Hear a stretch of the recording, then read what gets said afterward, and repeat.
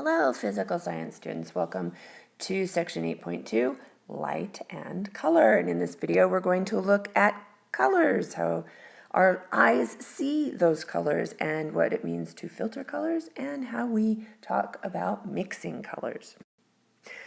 So why do some objects appear to be red, others are green, some are yellow? And you all know probably that the object's color depends on the wavelengths of light that it is reflecting and that our eyes are detecting.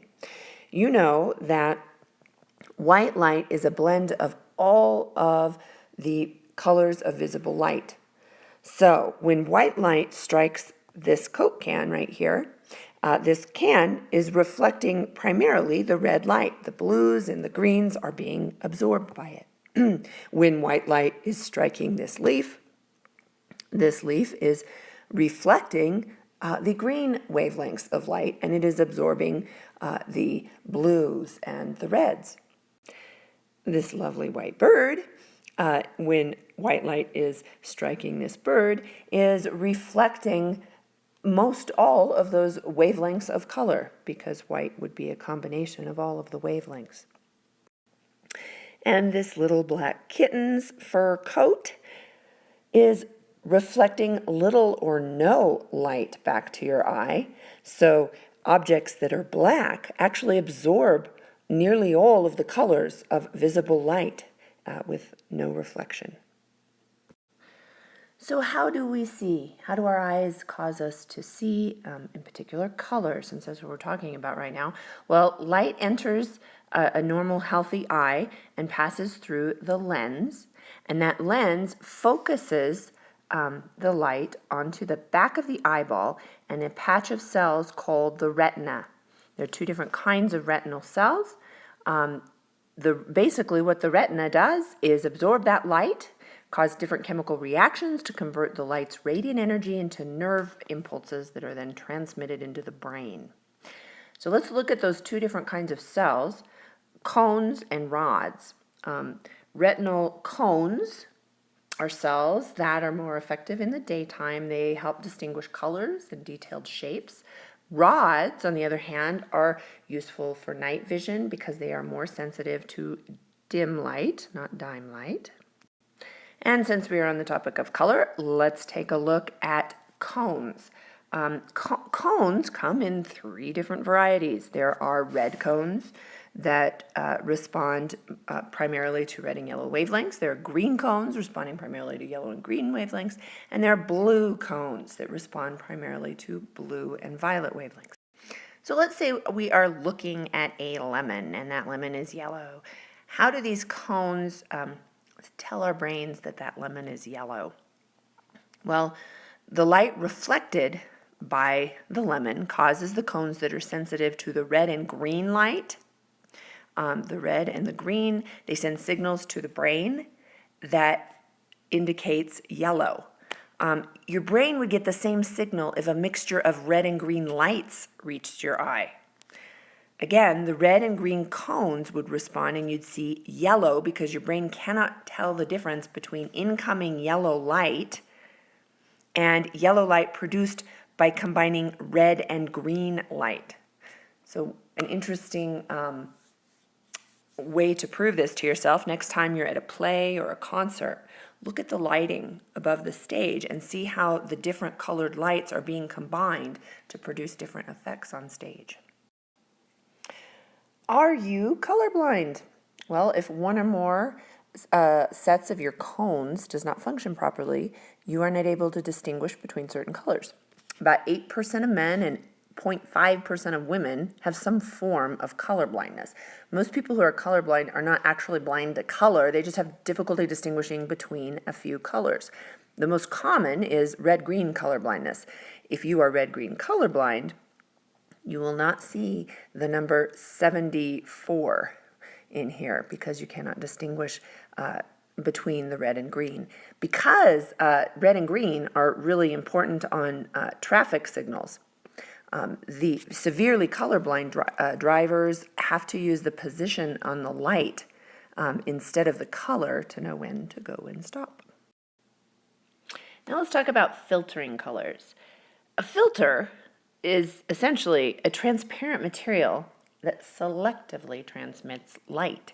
It can be in the form of tinted glasses or a piece of plastic transparent material. In this case, we have a blue filter. It's just a piece of blue plastic. The color that is allowed through the filter is the color that the filter is. So in this case, the blue filter only allows blue light to come through that filter. The other light is absorbed. Now let's look at our example here. If we have a red object sitting on the table, and we are looking at that object normally, let's say we have no filter, we're just looking at that object, you know that white light striking this red object means that the red wavelengths are going to be reflected and we see red. But what happens when we put a blue filter between our eyes and this red object? This blue filter transmits only blue wavelength. Therefore, there's no red wavelength striking this object. It cannot reflect red. It absorbs all the other colors. So it will absorb that blue wavelength and it will appear to our eyeball as black because it is not reflecting anything. On the other hand, what if we were to make a red filter? Here is our red filter now. And remember, if it's a red filter, only red light transmits through that filter. The other colors are absorbed. And so that red light strikes our red object. And remember, our red object absorbs all the colors except red, so it reflects red and it appears to us as red when we look through that red filter. Now let's take a look at mixing colors. And it is really important that you know that light is different from pigment. Pigment is a colored material that's used to change the color of other substances. But let's first look at light. How do different combinations of light change what we're seeing? When we talk about light and color, the three primary colors of light are green, red, and blue. That means that all the colors you see can be made by mixing these three colors in some combination.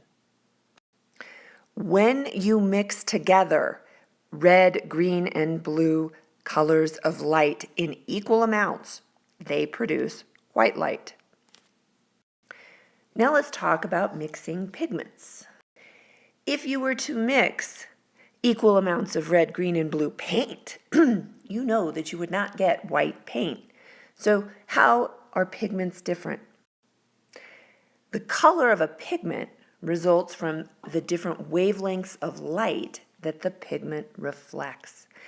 And the three primary pigments are cyan, yellow, and magenta.